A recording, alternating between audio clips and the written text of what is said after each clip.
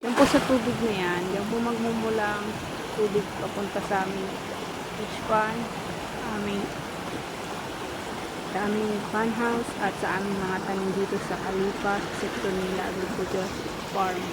Po makikita nyo, tuloy lang po ang daloy ng tubig, papunta po yan din sa aming ginagawang fish pond at fun house, patungo po din sa aming tanim.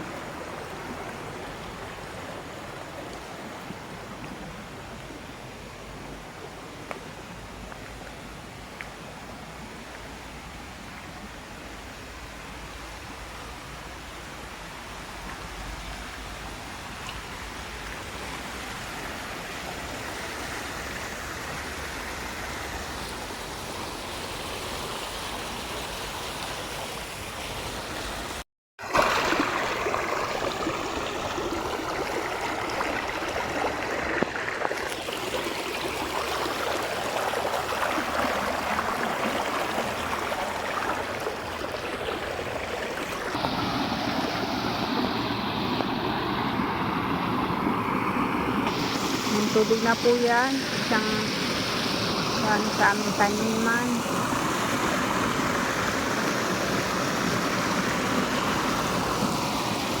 Yung po, bignay. Yung po, it's bignay. Bignay. Mulberry at banana. Ito, tubig.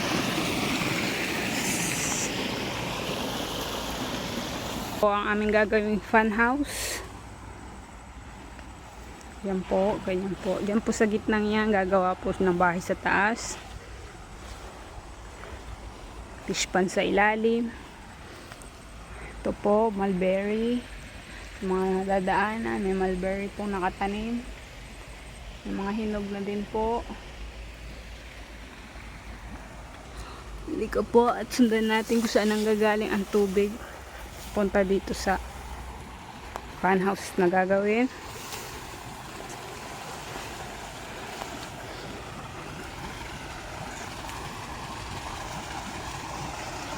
Yan pong tubig na yan.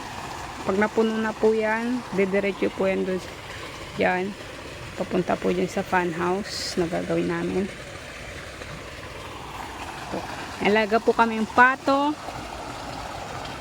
mga manok.